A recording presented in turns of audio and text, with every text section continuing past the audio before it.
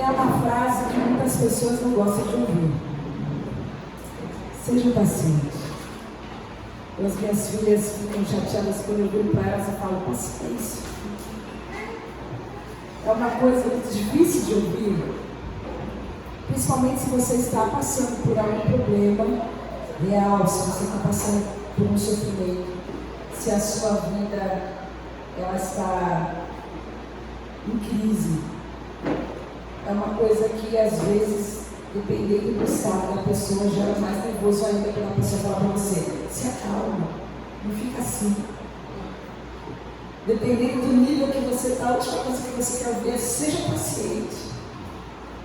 Mas é justamente essa a primeira frase que dá início ao ensino de Tiago para nós nessa manhã. Algo que às vezes parece um pouco vazio no meio do sofrimento. Na semana passada nós vimos como nós podemos superar as nossas dores, as nossas crises, os nossos problemas diante do grande amor de Deus. Como o amor de Deus nos sustenta, como o amor de Deus nos provê, como o amor de Deus nos é suficiente, como Ele é suficiente para nós no meio do sofrimento. E na continuidade do nosso estudo, a gente sabe que viver é sofrer de alguma maneira, né? Principalmente quando a idade vai chegando. A gente começa a sofrer coisas do corpo que a gente não sofria antes. Quando a maturidade vai chegando, a gente passa a ter responsabilidades que a gente não tinha antes. E quando a gente não sofre no corpo, não sofre na alma, não sofre na mente, a gente sofre porque ama. E quando alguém que a gente ama sofre, a gente sofre também. Então, de alguma maneira, os problemas internos ou os problemas externos fazem com que a gente sofra. Uma das maiores dificuldades que eu tenho é quando a gente está diante de uma injustiça. Você já sofreu uma injustiça? Alguém foi injusto com você, imputou você algo que você não fez, colocou palavras na sua boca, interpretou muito mal alguma coisa que você estava fazendo, julgou você de uma maneira que você não merecia, você tinha melhor das intenções e você foi injustiçado. Mentira sobre você. Você não fez aquele negócio. E a injustiça é algo muito difícil de engolir. Quando alguém te diminui, quando alguém te subjuga, quando alguém te humilha de alguma maneira, esse é o contexto imediato do capítulo 5.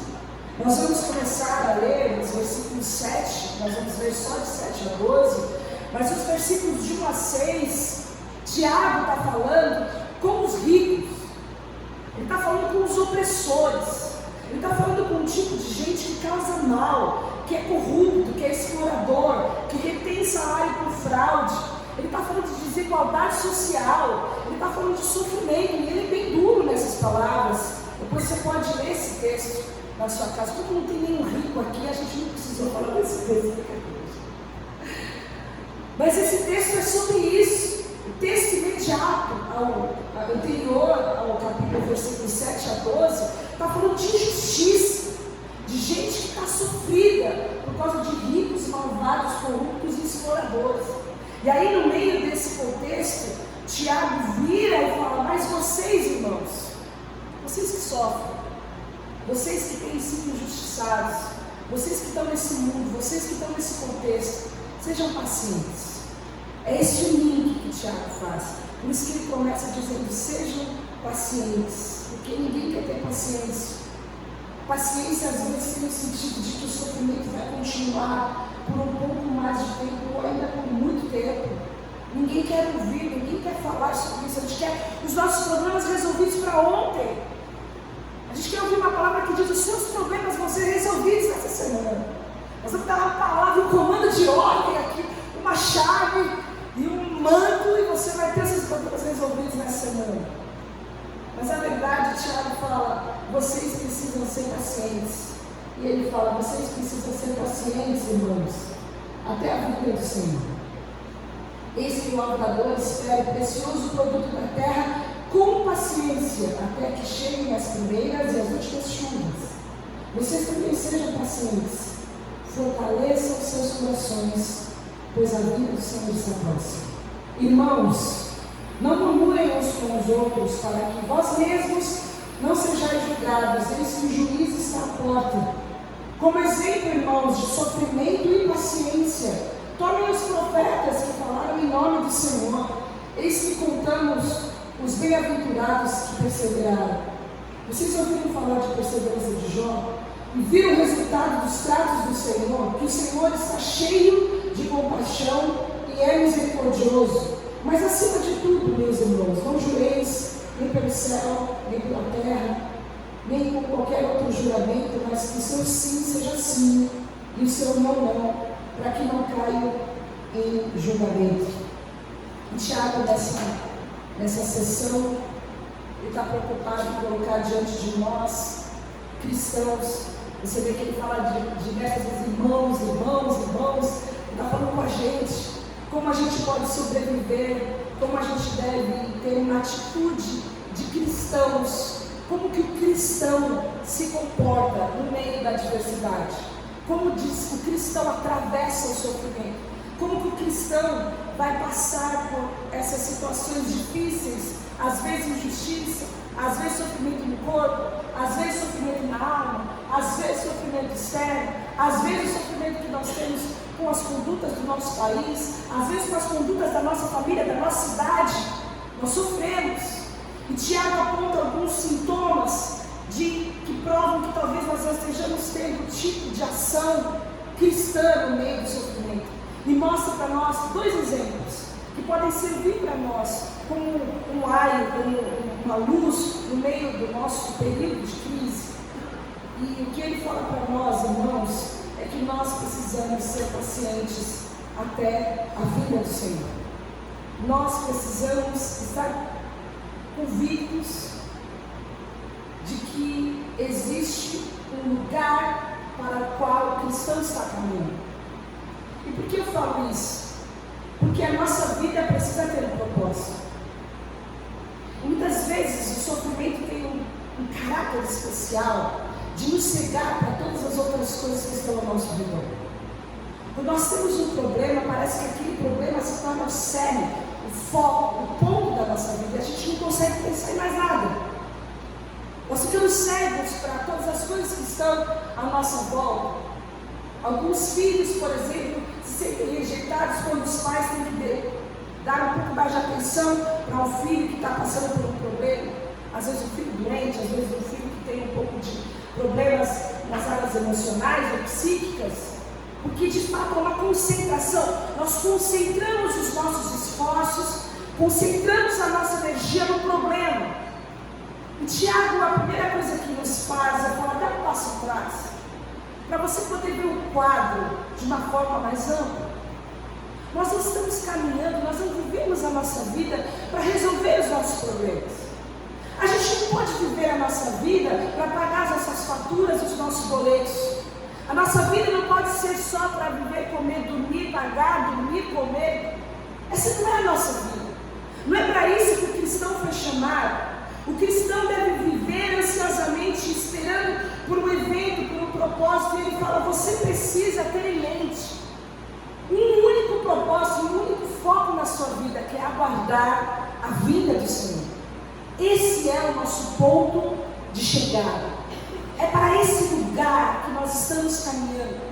O cristão precisa ter em mente a vinda do Senhor. Ele precisa aguardar ansiosamente a vinda do Senhor. Ter o foco de onde é o seu ponto de chegada. Não sei se vocês lembram, muitos estavam aqui. Meu pai gostava de contar uma história da minha irmã. De uma vez que ela saiu para fazer uma maratona. Ela não está aqui, posso contar a história. Ela era criança ainda, ela foi participar da primeira maratona. Primeira e última, vocês imaginam, a primeira e última maratona. Era quase dava a volta do quarteirão, o negócio, estava tudo sinalizado. E eles estavam esperando a Luciene não via, a Luciene não via, estava acabando a prova, a Luciene não via, foi atrás da Luciene. E ela tinha parado no bar para comer uma coxinha. Ela esqueceu que ela tinha que chegar na maratona e ela parou para comer uma coxinha. Eu falei, isso não foi mesmo. Eu não lembro de nada, nem para não essa história. Férias da polícia militar na roça, ela parou para comer uma coxinha, não sei que raio que ela tirou uma moeda no bolso para comer uma coxinha, mas reza a lenda que isso aconteceu. E eu me lembrei disso porque às vezes a gente passa a nossa maratona espiritual comendo coxinhas. gente se esquece que a gente está vivendo no meio de uma maratona e que o nosso ponto de chegada não são esses problemas que depois Paulo fala que são leves e momentâneas tribulações. Nós temos um alvo, nós temos uma promessa, e a promessa que nós temos é que Ele vai voltar. Irmão, se nós cremos na ressurreição, a gente traz para nós a eternidade na nossa vida, de forma que todas as coisas que nós vivenciamos, elas são terrenas, elas são passageiras, elas têm um fim em si mesmas, e se elas não podem reproduzir a glória de Deus, se elas não podem cumprir o propósito de que o nome de Jesus seja glorificado onde quer que nós estejamos, não existe propósito nisso, porque nós fomos levados a viver a eternidade desde já. A vida eterna é essa que nós vivemos de João 17, que nós conheçamos a Deus, o único Deus verdadeiro, a Deus Pai, a Jesus, a quem Ele enviou. Essa é a vida para a qual nós devemos viver, conhecer a Deus, sabendo que nós não estamos no fim da linha, que as notícias que nós recebemos não são o fim da linha, que a pior coisa que pode acontecer para você ainda não é o final de todas as coisas, porque Jesus reprogramou e ressignificou o final de todas as coisas, e o final de todas as coisas está escrito aí na sua Bíblia no Apocalipse. Ele vai voltar, e Ele está preparando um lugar para nós, um lugar onde não chora, um lugar onde não há dor, um lugar onde não tem sofrimento, um lugar onde não tem saudade, um lugar onde não tem desigualdade social, um lugar onde não tem corrupção, um lugar onde não há sofrimento, e essa é a nossa linha de chegada. Para onde nós estamos caminhando? Nós estamos caminhando para a nossa aposentadoria, nós estamos caminhando para a nossa independência financeira, nós estamos caminhando para o nosso reconhecimento, nós estamos caminhando para encontrar um grande amor. Para o que nós estamos caminhando? Qual é o nosso destino? Qual é a linha de chegada da nossa vida?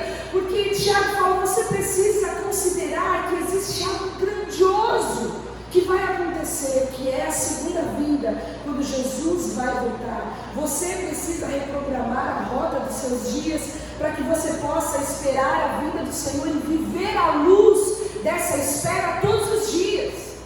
Aí você vai ver que talvez o seu sofrimento não seja tão grande assim, o que você está passando, a luz da eternidade não é tão grande assim. A vinda do Senhor é mencionada 300 vezes no Novo Testamento. Você sabia disso? Você já leu o Novo Testamento? 300 vezes. Para cada 13 versículos de Mateus a Apocalipse, há uma menção da vida de Cristo. Você sabe por que isso? Porque Deus quer que esse seja o foco da sua vida.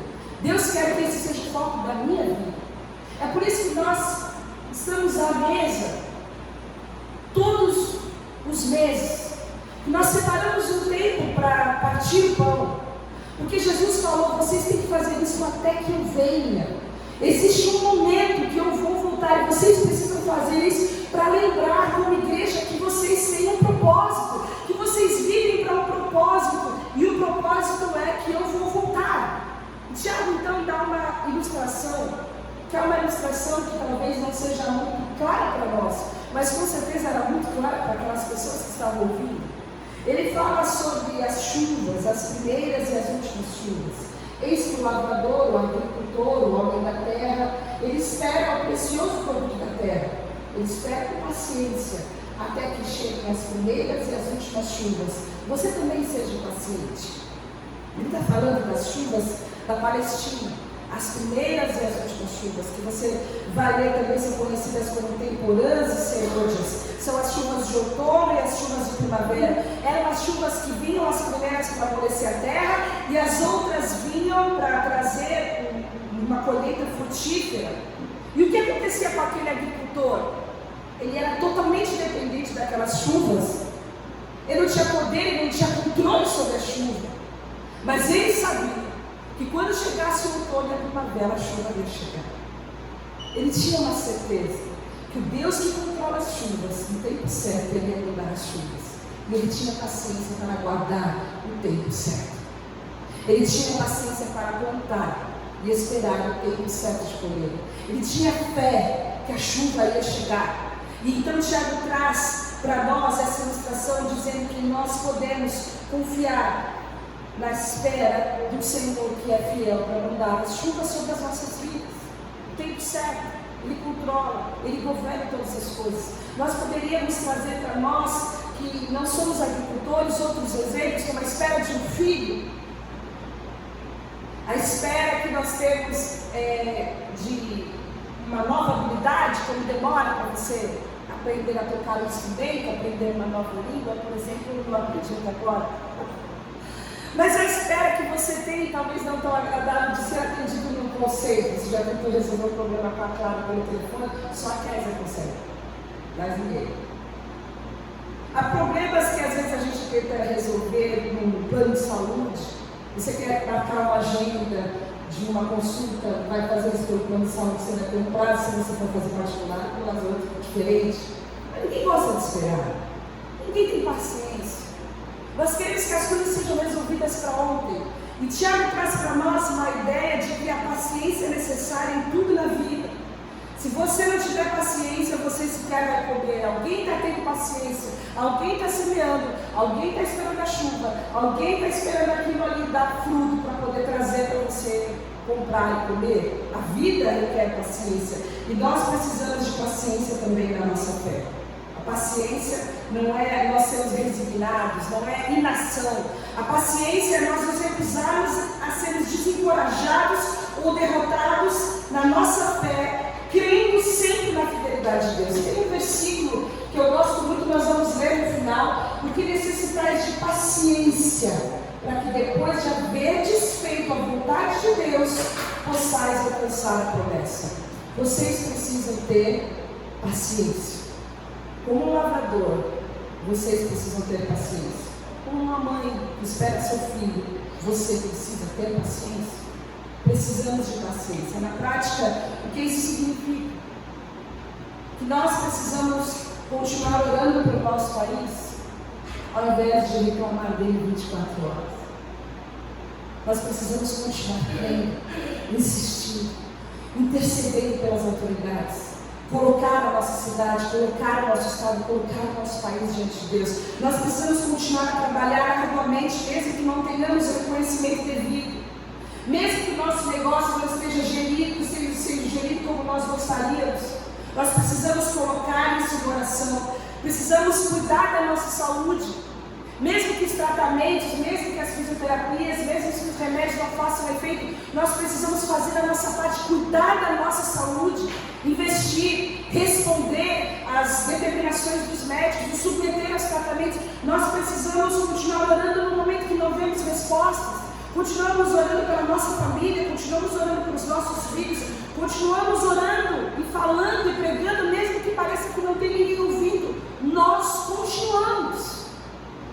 É um passo de fé e de paciência diante de Deus, sabendo que haverá chuva, haverá um momento prometido por Deus, onde tudo será restaurado. A segunda vinda quer dizer isso. O momento em que tudo será restaurado. Um momento em que não haverá, dentro desse texto, corrupção, não haverá desigualdade social, não haverá mais exploração. Um momento em que a terra vai dar os seus frutos, em que o cordeiro vai estar sentado do lado do leão e da cobra, onde não haverá maldade, onde não haverá violência. É essa promessa que nós temos, que haverá esse dia, que nós vivenciaremos esse dia sem maldade, sem violência, onde não precisaremos nos preocupar com os nossos filhos.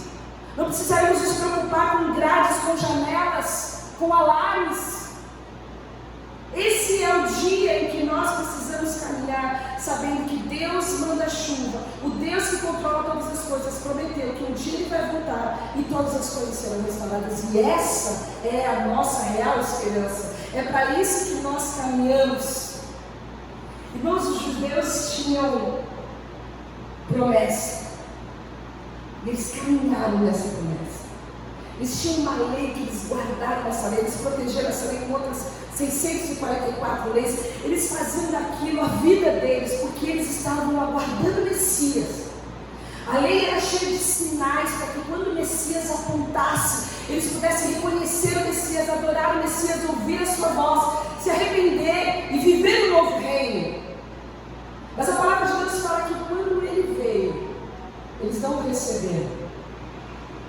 Eles não o receberam. E eu sempre, quando falo da vida do Senhor, lembro das palavras do próprio Jesus. Será que vai haver fé no mundo quando o Filho voltar? Será que nós, como igreja, falamos, vivemos, ansiamos, esperamos a vinda do Senhor dessa forma? Ou seremos pegos de surpresa? Será que o nosso coração arde? Que esse é o nosso maior desejo e esse é o nosso maior anseio? Porque o Deus que controla as chuvas tem os dias preparados, os dias contados para se encontrar conosco. Mas Tiago dá um outro exemplo. E ele fala como exemplo, irmãos, de sofrimento e paciência. Tomem os profetas que falaram em nome do Senhor. Eis que contamos os bem-aventurados que perseveraram. Vocês ouviram falar da perseverança de Jó e viram o resultado dos tratos do Senhor, que o Senhor está cheio de compaixão e o Senhor é misericordioso. Tiago fala, vocês estão sofrendo. Dá uma olhada no pessoal que veio antes de vocês, os profetas, aquelas pessoas que tinham um compromisso com o reino de Deus, que levaram o reino de Deus a sério. Eu podia dar muitos exemplos aqui, mas se você lembrar de Noé, a paciência que Noé construiu a arca, como ele foi desestimulado a construir aquela arca. Depois ele teve paciência de um ano inteiro, sem nenhuma ideia do futuro que estava reservado, aquela bicharada toda lá dentro. Se você lembrar de Abraão, que esperou pacientemente até quase 100 anos antes de ter o herdeiro prometido, ele tinha uma promessa, mas ele teve paciência. Moisés suportou pacientemente as queixas dos israelitas por muitas vezes. Davi esperou pacientemente o tempo de Deus enquanto Saul tentava matá-lo. Se você for pensar em Elias, que teve que se esconder porque estava jurado de morte, Daniel jogado na cova dos leões, Sadraque, Mesaque e Abednego, que foram jogados na fornalha ardente porque não se curvaram diante daquela estátua de Nabucodonosor, Paulo, que foi espancado, e tudo aquilo que Paulo sofreu. Quantas vezes ele foi preso? E a maioria dos discípulos que morreram como mártir, a gente pode pensar, quem eles seriam sem esse sofrimento?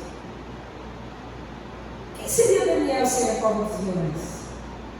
Quem seria Noé sem a arca? Será que Paulo gostaria de continuar sendo Saulo? Ou ele estava alegre e estava feliz, porque a graça de Deus se aperfeiçoava na fraqueza dele? Esses grandes homens de Deus foram marcados por sofrimento, por vitória no meio de grande sofrimento. Grandes lutas, grandes situações que marcaram a glória de Deus na vida deles.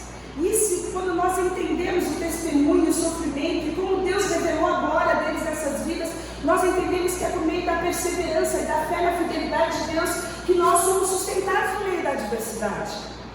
As dificuldades que nós vivemos é para que a glória de Deus seja revelada na nossa vida, para que o nome do Senhor seja honrado na nossa vida. E ele destaca especialmente Jó, e você conhece a história de Jó. Nós estudamos alguns meses a história de Jó, como esse homem viveu de modo correto, como ele honrou ao Senhor em tudo que ele fez, e apesar de ter sido muito afligido, ele foi fiel, e no final de todas as coisas, ele entendeu que ele antes não conhecia Deus.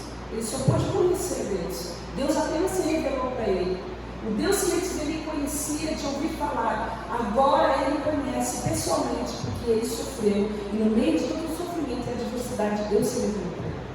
E esse é o exemplo que Tiago traz para nós. Que nós não temos como compreender como Deus está tratando conosco no meio das adversidades. Mas nós precisamos entender que Deus tem pensamentos sobre nós. E que os pensamentos de Deus não são os nossos pensamentos. Que os caminhos de Deus não são os nossos caminhos. Como os céus são mais altos que a terra, meus caminhos são mais altos do que os seus caminhos, e meus pensamentos que os seus pensamentos. Nós precisamos entender que nós estamos sendo tratados por Deus. Estamos sendo edificados, estamos crescendo no meio dos problemas e das adversidades.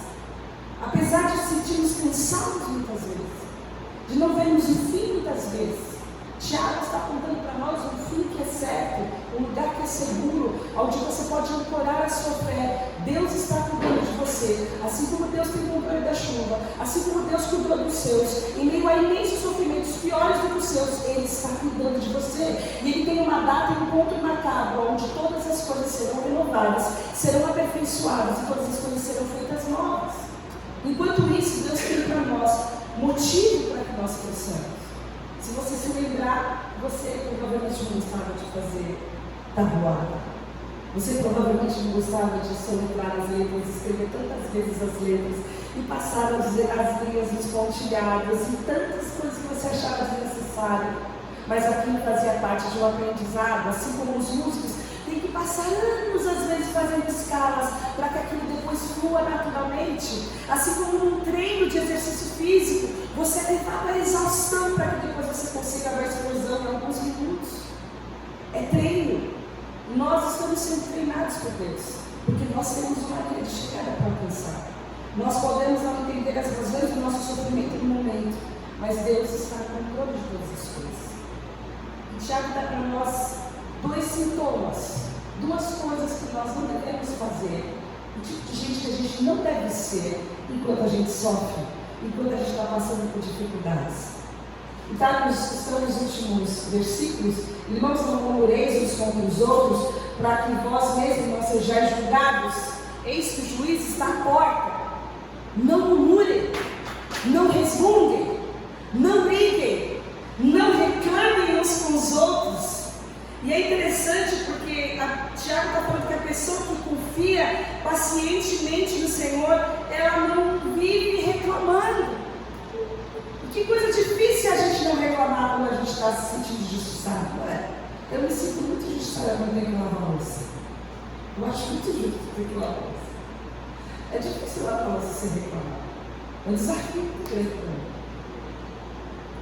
Mas falando de uma forma prática, é difícil que a gente não derrame sobre alguém, provavelmente alguém que a gente ama, todas as nossas indignações. Infelizmente, as pessoas que nós mais amamos são as pessoas que nós mais ferimos e são mais afetadas quando nós estamos irados, quando a gente está chateado, quando a gente está resignado, quando a gente está revoltado com as coisas, com as situações, quando a gente está sofrendo na nossa mente, no nosso corpo. As pessoas que às vezes estão cuidando de nós, estão preocupadas conosco, são as pessoas que acabamos ferindo. E Tiago fala: não faça isso, não murmure, não reclame, não seja esse tipo de gente que despeja seu ódio, a sua reclamação e faça as pessoas que estão com você também sofredores. Senão, ao invés da vítima, você se torna um algoz. Você faz com que todos que estão à sua volta sofram com você. Torna o ritmo da casa um ritmo infernal com as suas reclamações, com o seu ódio, com todas as contendas da sua alma. Não faça isso. Esse não é o tom daquele que está querendo crescer espiritualmente, daquele que está querendo fazer que a sua casa seja uma embaixada do reino de Deus. Não resmungue, não fique irritado, não brigue, não reclame, não julgue outra pessoa, não aponte responsável pelo mal que está te acometendo, porque você pode estar sendo injusto. Quantas vezes nós nos precipitamos em julgar alguém?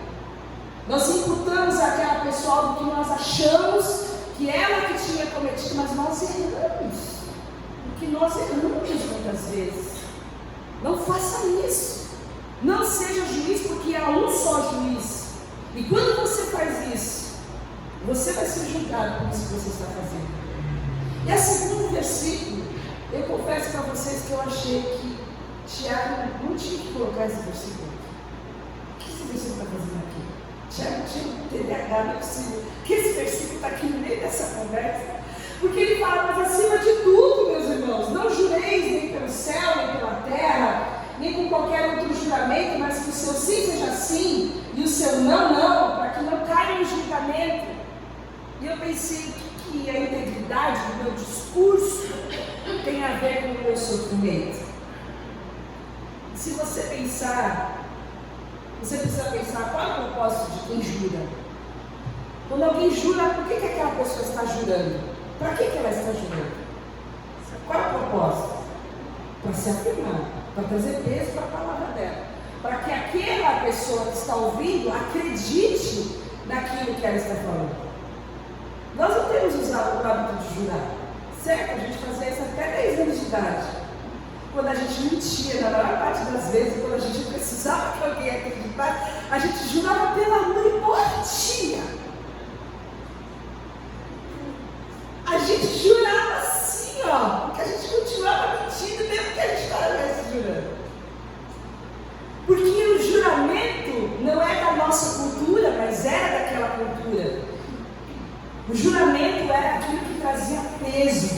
sinceridade. O que eu estou falando é de verdade, mas na verdade só precisa jurar quem não é acreditado. E muitas vezes nós não somos acreditados porque temos usado das mentiras. E há algo muito difícil de restaurar, é quando alguém perde confiança na gente. Não é assim, alguém mente para você, não parece que você põe um X nas costas daquela pessoa, aquela pessoa mentiu para você, tudo que ela fala é mentira. Gira é mentiroso, você acredita que aquela pessoa é mentirosa. Ele não acredita em nada que essa pessoa fala, porque ela é mentirosa. Um X nas costas. E Tiago está falando, não seja esse tipo de gente. Não permita que a mentira seja um escape para você se dar bem. Não permita que a mentira seja um escape para você escapar do sofrimento, escapar da confrontação. Porque aquele que é paciente, aquele que está crescendo no Senhor, tem integridade de caráter. E a integridade do nosso caráter está na nossa fala. A integridade daquele que espera no Senhor, que espera a vinda do Senhor, está na nossa fala. O que você fala, as pessoas acreditam. O que você fala é verdadeiro, você é um cristão. E a palavra do cristão é sim. E quando um cristão fala sim, qualquer que ouve está sabendo que aquilo é verdade. E infelizmente essa não é a verdade daqueles que conhecem a igreja, conhecem cristãos evangélicos por aí. Nós nunca passamos tanta vergonha como nós temos passado ultimamente. E nós precisamos restaurar a imagem de quem é o Filho de Deus, comprometido com o reino de Deus, comprometido com o Evangelho, com a nossa vida, com a nossa integridade. No meio dos sofrimentos, no meio de todo esse contexto que nós vivemos de injustiça, de corrupção, de desigualdade, nós devemos ser aquelas pessoas dignas de confiança, que levantamos a bandeira do Evangelho, levantamos a bandeira de quem é o Senhor, andando pacientemente no meio das angústias, no meio das dificuldades. Nós devemos ser aqueles que têm um discurso íntegro, independente das consequências da nossa verdade, porque nós estamos comprometidos com o reino de Deus. Nós, como cristãos, somos caracterizados por estabilidade, por integridade, por caráter. A vida daquele que é paciente, daquele que espera no Senhor, é aquele que não é abalado em tempos difíceis, porque ele espera no Senhor.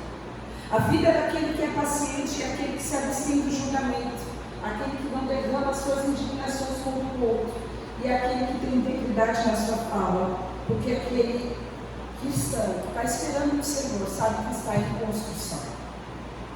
Nós estamos em construção. Nós estamos confiando que o Senhor está agindo nas nossas vidas, porque nós temos uma data de encontro marcada.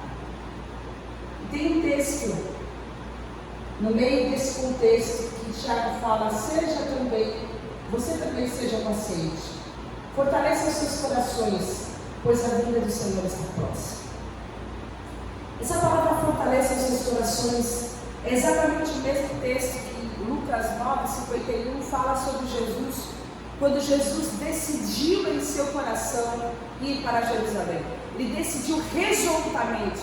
Ele colocou em seu coração um marco de um novo ciclo, porque ele estava indo para Jerusalém para ser preso, para ser julgado, para ser condenado e para morrer na cruz. Ele decidiu que a sua vida seria inclinada para viver para aquele propósito. E Tiago usa exatamente esse texto quando ele fala, fortaleçam o seu coração. Voltem à sua vida. Concentre a sua conduta. Decida resolutamente olhar para a vida do Senhor como seu ponto de chegada.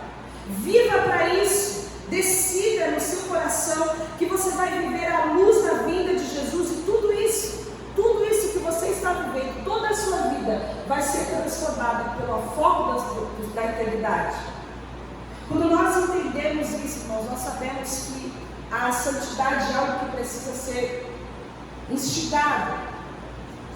Nós caímos em tentação, mas a gente não cai em santidade. A gente, caí, comecei a orar, ler a Bíblia, jejuar, e de repente, não existe isso. Se você quer construir uma vida espiritual, isso vai demandar de você disciplina, determinação, compromisso.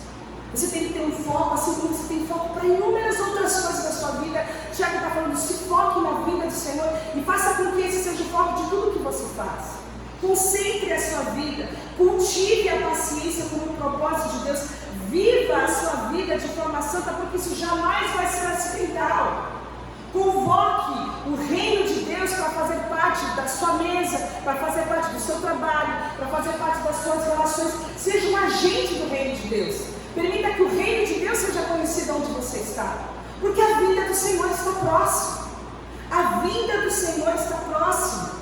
Nós não tornamos como Jesus da noite para o dia, há algo que está sendo construído, e é isso que o texto e a continuidade do texto de Hebreus 10 fala. Vocês precisam perseverar, em outra versão fala para ter paciência, de modo que quando vocês tiverem feito a vontade de Deus, compromissados com a verdade, olhando e esperando no Senhor como um agricultor espera pela chuva, olhando para os sofrimentos daqueles homens de Deus comprometidos com caráter e com coragem em levar o reino de Deus até as últimas consequências e fazer com que isso seja verdade na sua vida também. Sabe, sendo de reclamar o tempo todo, de julgar as outras pessoas, tendo integridade na sua fala, sendo paciente. Quando você cumpre a vontade de Deus, você vai receber o que Ele prometeu, pois em breve, muito em breve, aquele que vem virá e não demorará, mas o justo viverá pela fé. E se retroceder, não me agradarei dele.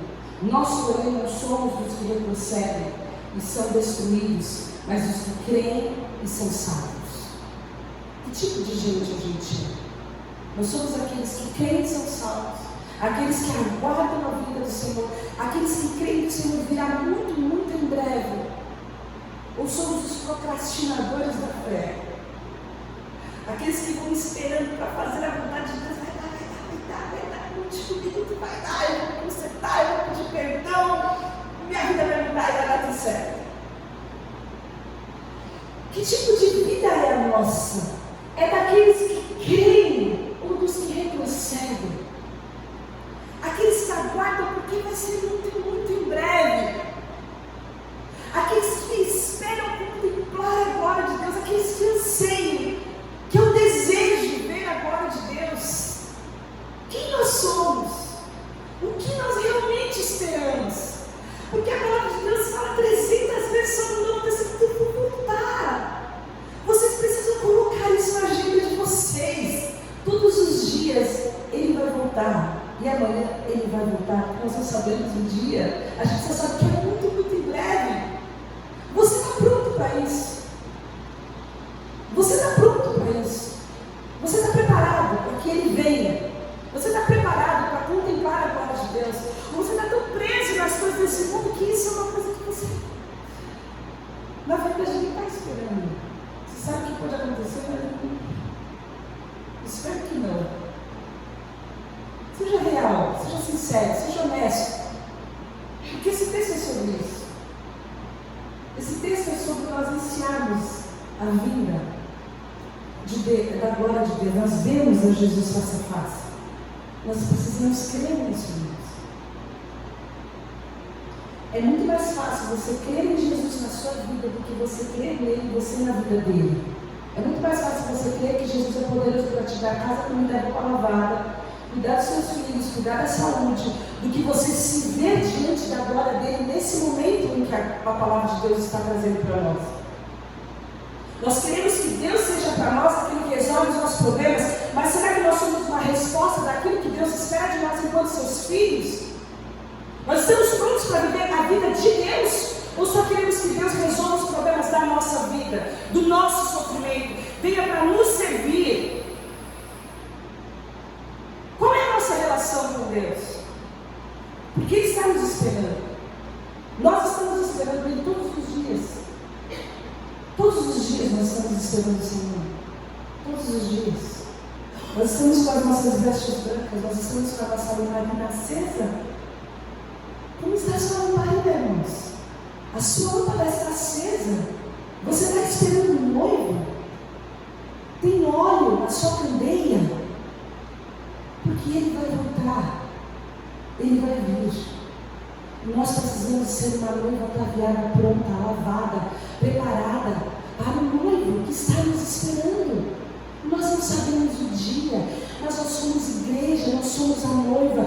A nossa missão aqui com os irmãos é lembrá-los todos os dias, em todas as oportunidades, do Senhor Jesus vem, e Ele vem para nos buscar, Ele vem para nos encontrar, Ele vem para fazer novas todas as coisas. A alegria que você está esperando nesse mundo, provavelmente você não vai achar. O reconhecimento que você está esperando nesse mundo, meu irmão, provavelmente você não vai ter. A paz que você está esperando sem Deus, você jamais vai encontrar. Você pode ter o dinheiro que você tiver, o sucesso que você tiver, mas a glória de Deus vai ser revelada na sua vida, na intimidade, no relacionamento, na comunhão. E é isso que Deus tem para nós. Nós estamos aguardando o noivo, com as nossas lamparinas acesas, prontos, esperando para encontrar com Ele. Quem nós somos? Os que esperam ou os que retrocedem? Aqueles que creem e são salvos. E nessa parábola das 10 virgens, só metade do povo estava preparado para encontrar o noivo. Eu espero que o Espírito Santo aqueça os nossos corações para que a gente possa ressignificar as nossas vidas, porque tem uma certeza que nós precisamos ter no meio de toda a tribulação que a gente vive, que Jesus vai voltar. Ele vai voltar, irmãos. Se você crê que Ele é o Senhor, que Ele era Jesus, que Ele era o Filho de Deus e que Ele ressuscitou, e nós temos em nós o seu Espírito, nós precisamos crer da mesma maneira que Ele vai voltar e viver isso. Viver a intensidade disso das nossas vidas, ter essa fé, ter essa conduta e viver para isso, para a sua vinda, aguardando a sua vinda, gerar isso no coração dos irmãos, nas nossas conversas, nas nossas famílias. Jesus vai voltar e nós precisamos estar prontos, preparados, limpos, lavados pelo sangue de Jesus, com as nossas vestes lavadas, porque Ele vai voltar. Eu quero concluir com um pedaço que eu amo muito de Apocalipse 21, que fala quando João então vê um novo céu e uma nova terra, pois o primeiro céu e a primeira terra tinham passado e o mar já não existia. Vi a cidade santa, Nova Jerusalém, que descia do céu, da parte de Deus, preparada como uma noiva adornada para o seu marido. Vocês precisam perseverar, de modo que quando tiverem feito ouvi uma voz, entrou aqui no meio do texto, ouvi uma voz que vinha do trono e dizia: agora o tabernáculo de Deus está com os homens, com os quais Ele viverá.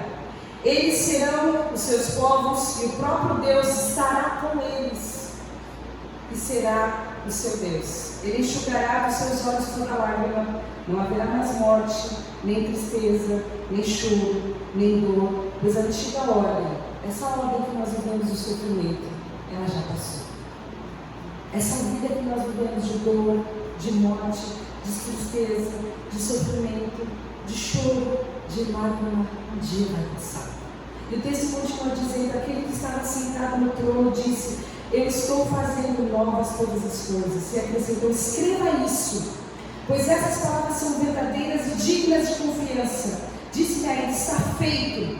Eu sou o Alfa e o Ômega, o princípio e o fim. A quem tiver sede, darei de beber gratuitamente da fonte da água da vida. O vencedor herdará tudo isso, e eu serei o seu Deus, e ele será o meu filho. A certeza que nós temos que nós vamos chegar lá, não fomos nós que garantimos, foi Jesus Cristo na cruz do Calvário. É Ele que nos capacita, é Ele que nos habilita, é Ele que nos dá força para que a gente continue caminhando, continue a maratona, continuamos firmes, porque um dia todas essas coisas vão passar. E nós vamos contemplar o Senhor. E eu quero ver o que vai ter mais bonito que o mar lá naquela Nova Jerusalém. Porque é para lá que nós estamos caminhando. Eu quero orar para que o Senhor te dê força, para que o Senhor fortaleça o seu coração. Eu sei que cada um de nós vive um momento de sofrimento, umas pessoas mais do que as outras. Mas nós temos sofrimento, nós temos angústias. Nós temos situações que afligem o nosso coração, coisas que queremos mudar, mas não temos o controle. Mas Deus tem o controle de todas as coisas. E a primeira coisa que eu quero falar para você da parte de Deus essa manhã: você pode confiar em Deus que é fiel. Você pode mudar, que Deus mudará a chuva, as primeiras e as últimas chuvas sobre a sua vida, porque Ele é Deus. E Ele sempre fez isso, e Ele fará novamente. você pode confiar. Você tem todos os profetas de prova, de base, para provar que Ele é um Deus fiel, que cumpre todos os seus propósitos. Mas você precisa esperar ansiosamente pela vida do Senhor. Desejar Deus todos os dias. Desejar todos os dias se encontrar com Ele. Que Ele seja o seu maior e primeiro amor. Maior do que todas as coisas que estão cercando a sua vida. A vinda do Senhor está próxima. E nós precisamos desejar isso. Vamos orar. Senhor, nós te agradecemos pela tua promessa. Nós queremos estar perto de ti, Senhor.